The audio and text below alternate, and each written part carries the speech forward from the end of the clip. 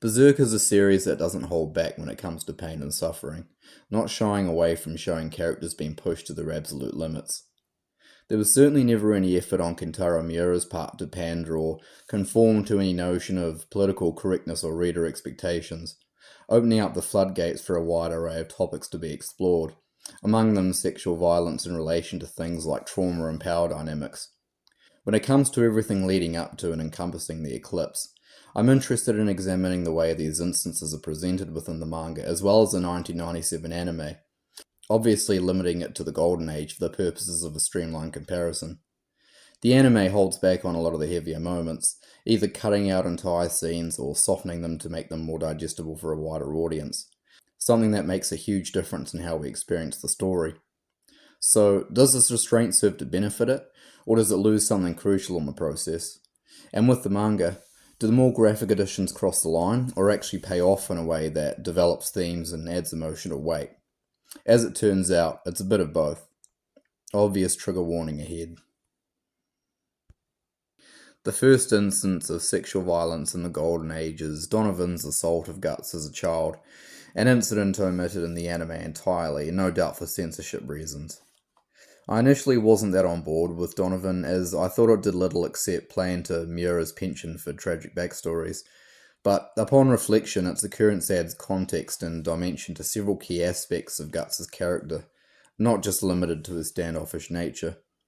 Of course, we get Guts' aversion to being touched, something that recontextualizes his outbursts in the Black Swordsman arc, a line that remains untouched in the anime for some reason, even without the greater context behind it, along with his overall distrust of others, particularly men in positions of power or authority.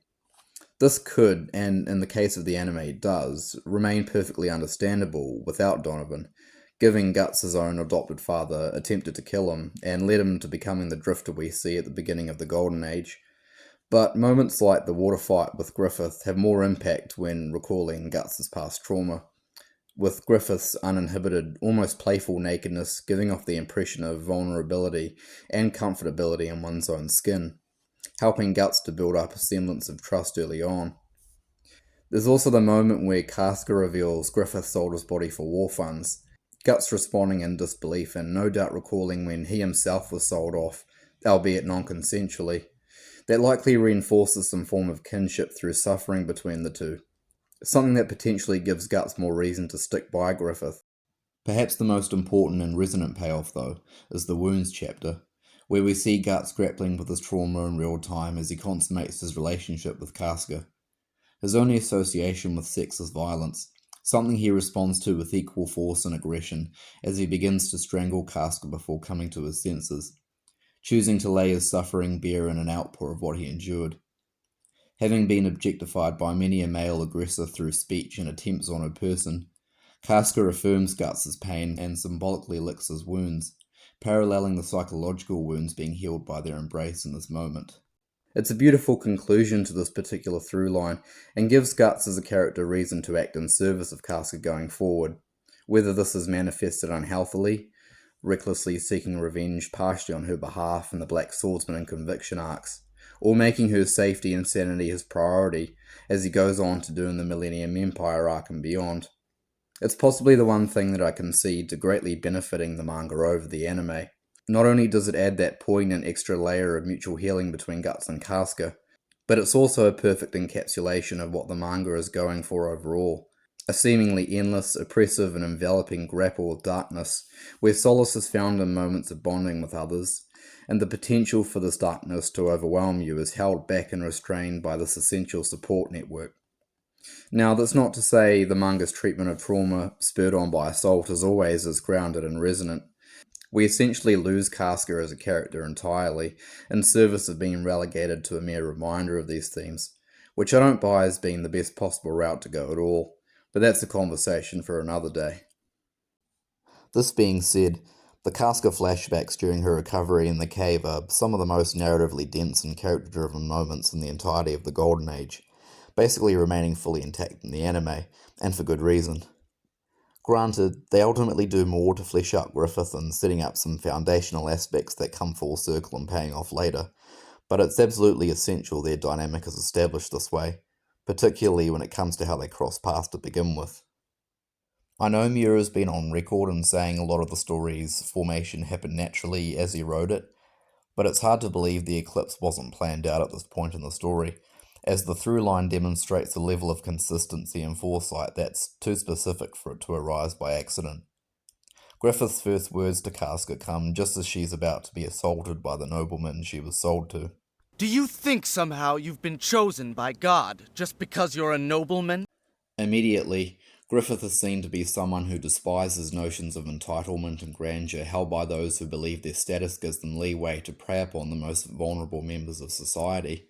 With the way he's framed and perceived by Casca as a guardian angel, positioning him both as fundamentally virtuous and an agent of justice, acting in service of this worldview.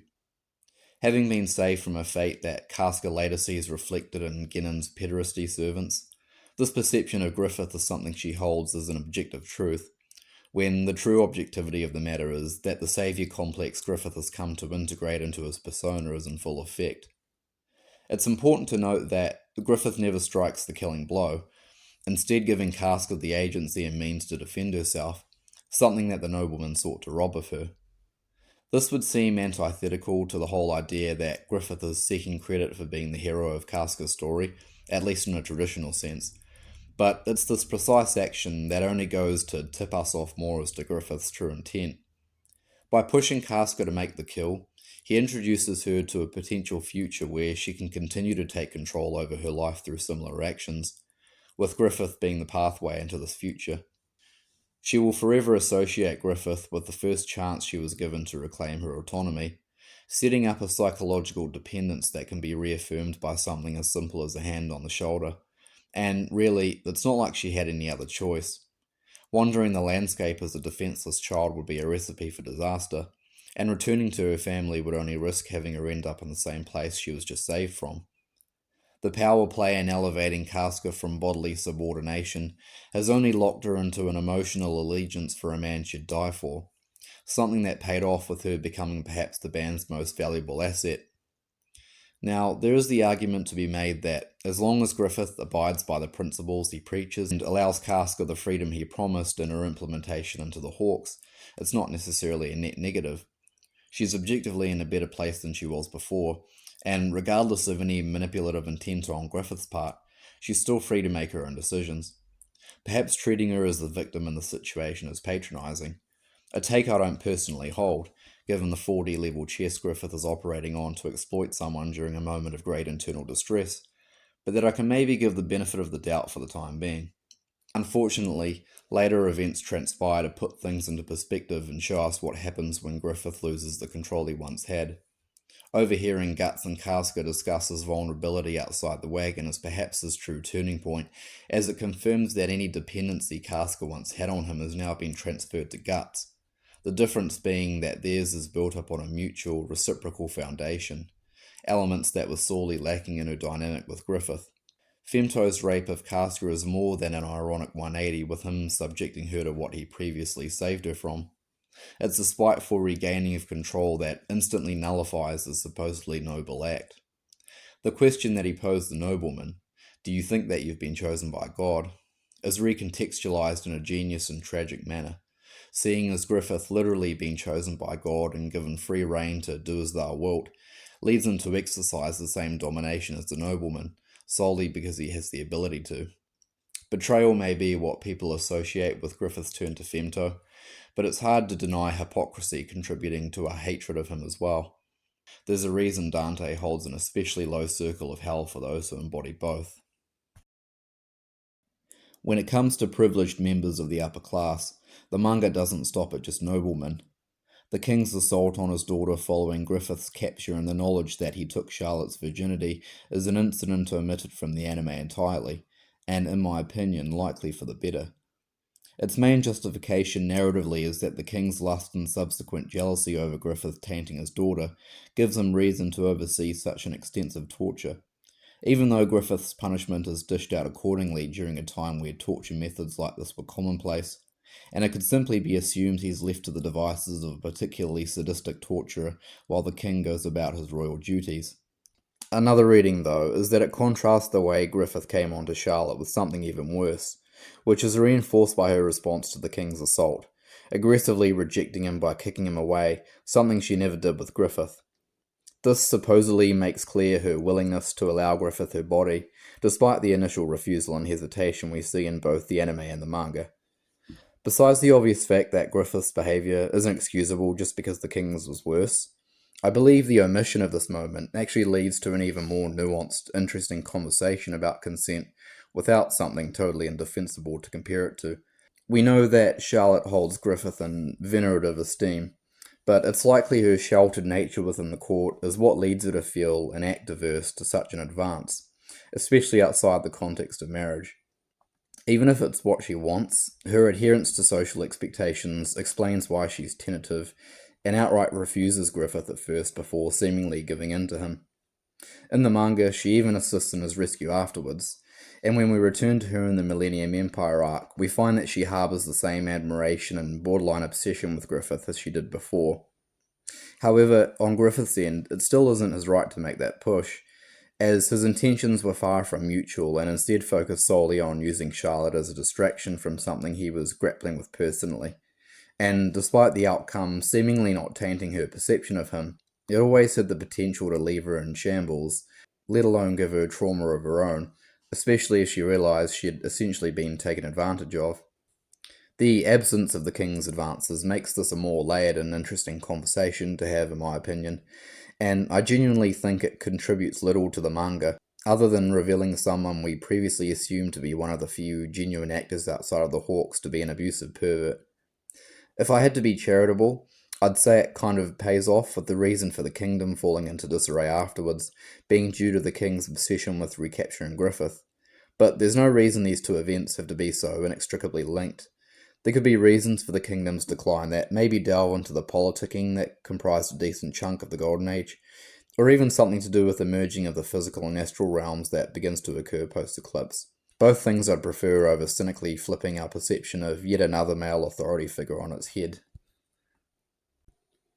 Speaking of perverts, Wyald is definitely the easiest aspect of the Golden Age to see why he was omitted from the anime, and even when it comes to the readership at large, is essentially top 3 contentious characters in the entire manga. I'm hard-pressed to find anyone who thinks the rape-baiting of Casca at his hands is an essential moment, or even something that benefits the story at large.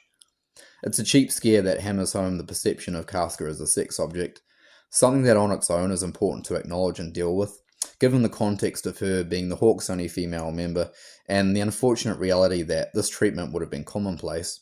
But this was already the entire point of Korbowitz and doesn't need to be repeated here.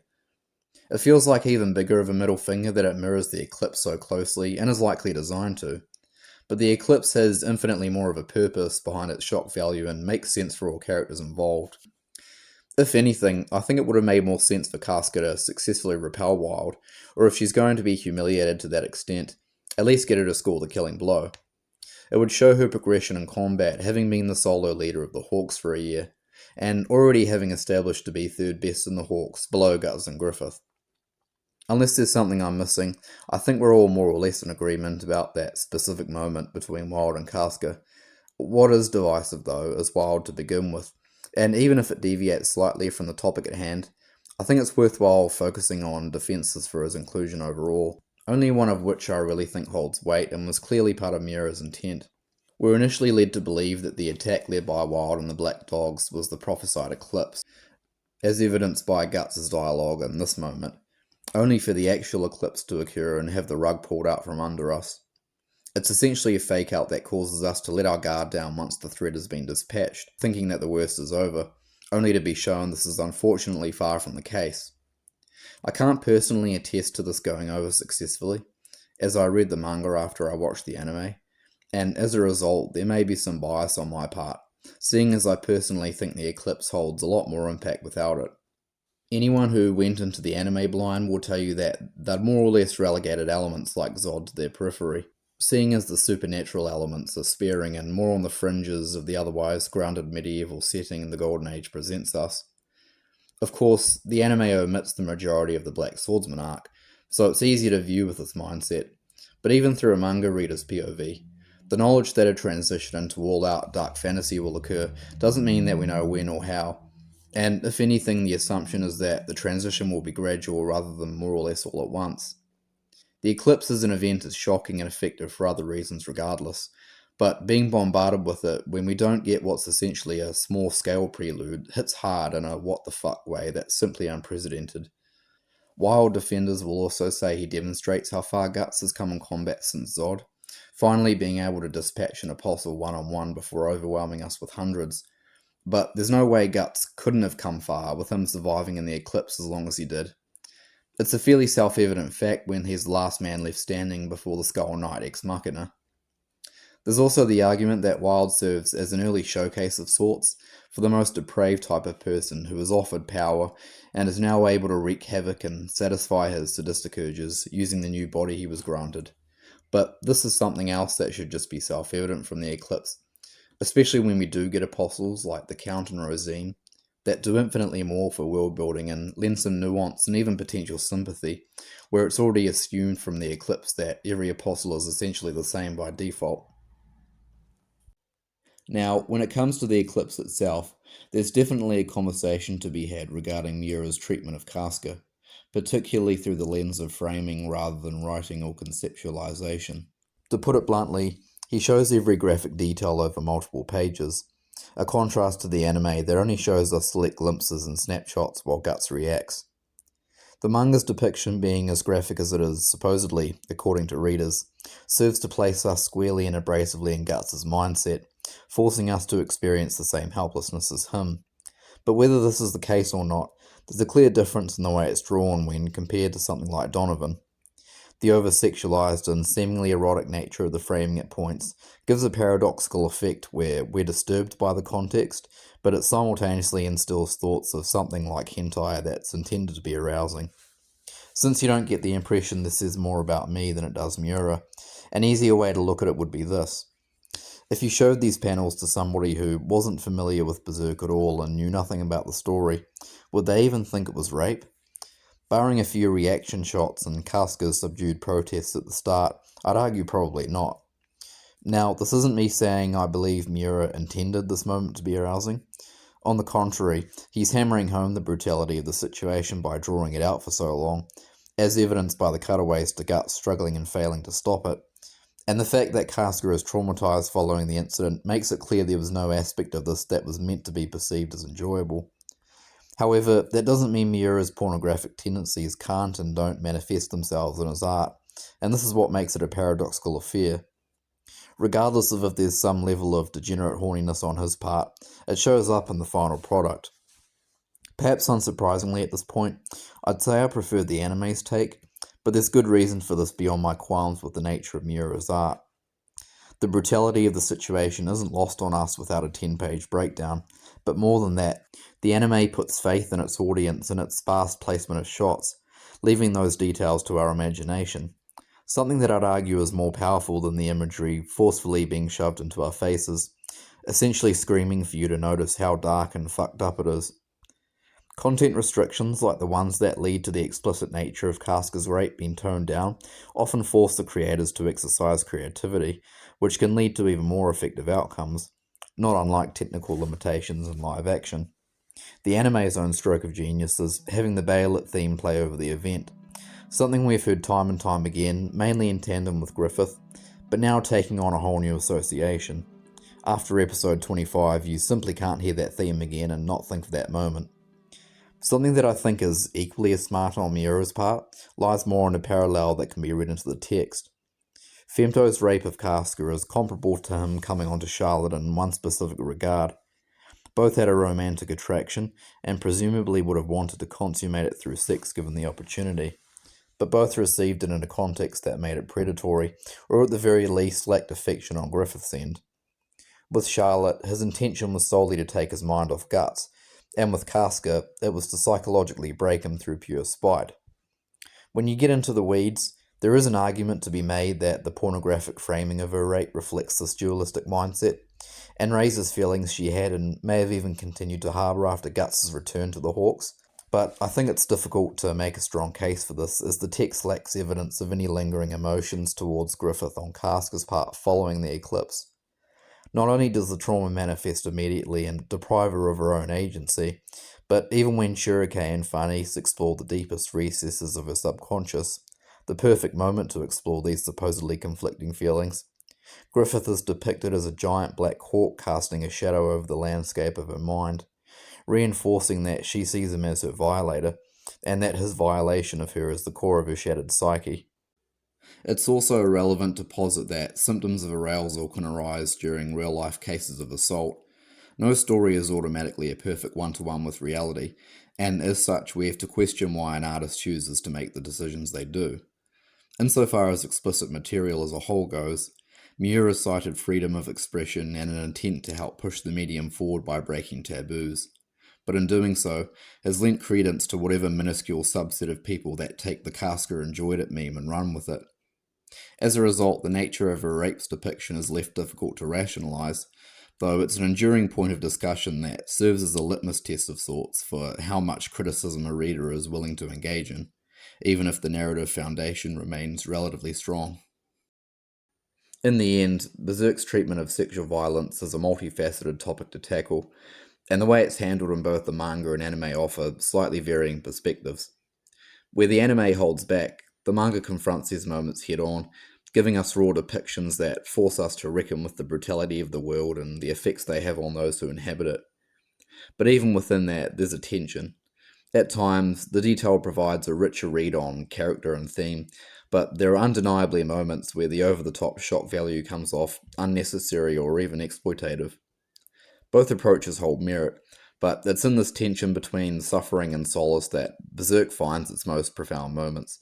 And no matter which you find to be more ultimately compelling, it's a worthwhile endeavour examining just how these aspects function within the text, something I hope to continue going forward.